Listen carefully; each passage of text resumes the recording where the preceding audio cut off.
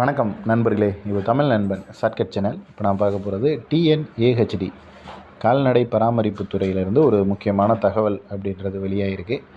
அதை பற்றின முழுமையான தகவல் அப்படின்றத பார்த்துருவோம். அதற்கு முன்னாடி நம்ம சேனலில் தொடர்ச்சியாக டிஎன்ஏஹெச்டி பொறுத்தளவுக்கு வீடியோஸ் அப்படின்றது போட்டுக்கிட்டே தான் இருக்கோம். அடுத்தடுத்த அப்டேட்ஸ் நமக்கு என்ன எப்போ தெரிய வருதோ அது எல்லாத்தையுமே உங்களுக்கு அப்டேட்டாக கொடுத்துக்கிட்டே தான் இருக்கேன். ஸோ தொடர்ச்சியாக நம்ம மட்டும் தான் மேக்ஸிமம் இந்த டிஎன்ஏஹெச்டி பொறுத்தளவுக்கு இதில் என்ன நடந்துக்கிட்டு இருக்குது அப்படின்றத கிட்டத்தட்ட ஒரு 3-4 வருஷத்துக்கு மேலே ஃபாலோ பண்ணி அதை கொடுத்துக்கிட்டு இருக்கிறோம்.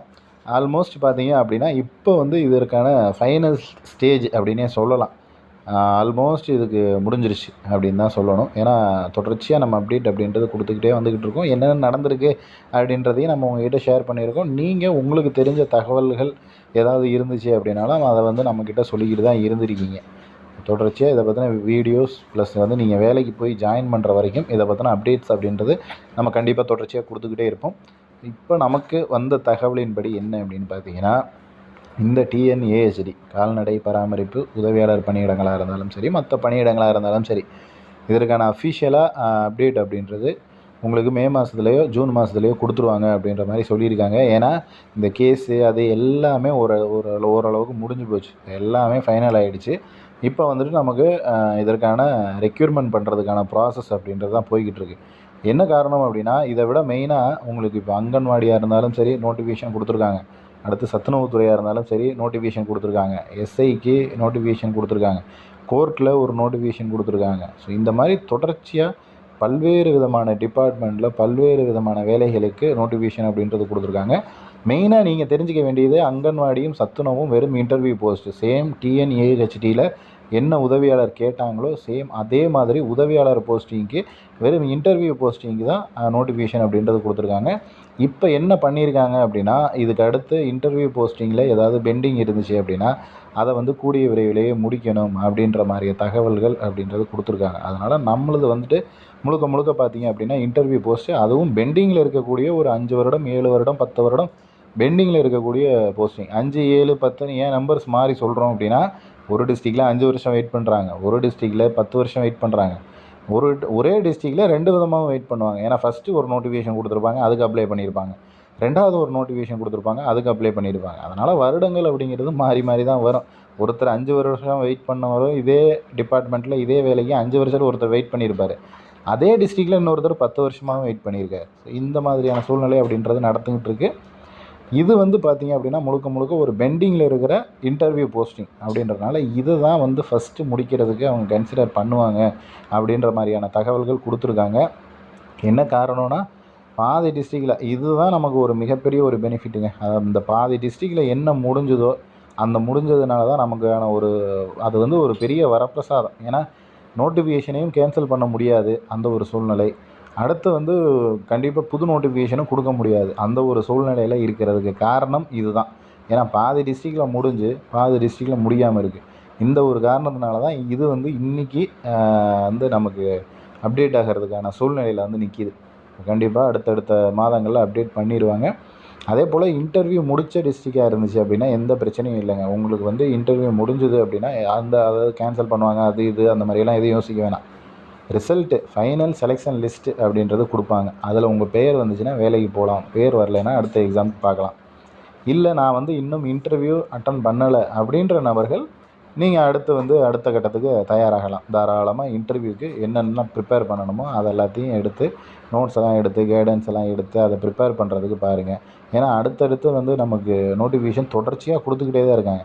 எனக்கு தெரிஞ்சு இப்போ அப் டு டேட்டில் ஒரு கரண்ட் அஃபேர்ஸில் கொஞ்சம் நல்லாவும் ஓரளவுக்கு அந்த டிபார்ட்மெண்ட் பற்றின எக்ஸாம்ஸ் பற்றிலாம் தெரிஞ்சிச்சிங்க அப்படின்னா நீங்கள் எந்த இன்டர்வியூ கூப்பிட்டாலும், ஏன்னா இப்போ தொடர்ச்சியாக எனக்கு தெரிஞ்சு அடுத்த வரக்கூடிய நாட்களில் ஒரு 2 மாதங்களுக்கு ஒரு தேர்வு, ஒரு மாதத்துக்கு ஒரு இன்டர்வியூ அப்படிங்கிற மாதிரியெல்லாம் போய்கிட்டு தான் இருக்கும். அதனால் தேர்வு நல்லா எழுதினாலும் சரி, இன்டர்வியூ அட்டன் பண்ணும்போது நல்லா பண்ணாலும் சரி, நீங்கள் தொடர்ச்சியாக அதில் அப் டு டேட்டில் இருந்தீங்க அப்படின்னா கண்டிப்பாக உங்களுக்கு வேலை ஏதோ ஒரு டிபார்ட்மெண்ட்டில் ஏதாவது ஒரு வேலை அப்படின்றது கிடச்சிரும்.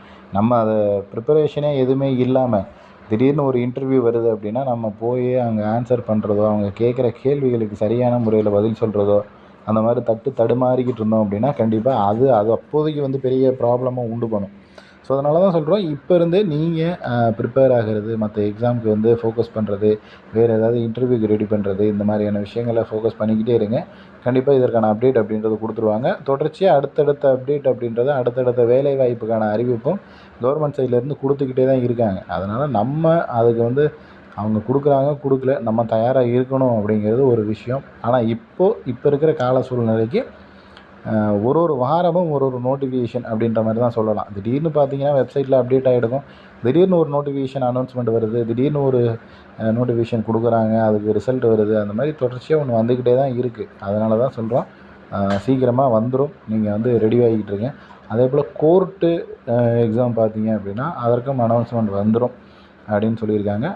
ப்ளஸ் வந்துட்டு வில்லேஜ் அசிஸ்டண்ட். ஸோ இந்த வில்லேஜ் அசிஸ்டண்ட் பொறுத்தளவுக்கு நிறைய நண்பர்கள் காத்துக்கிட்டு இருக்கிற ஒரு போஸ்டிங் அப்படின்னே சொல்லலாம்.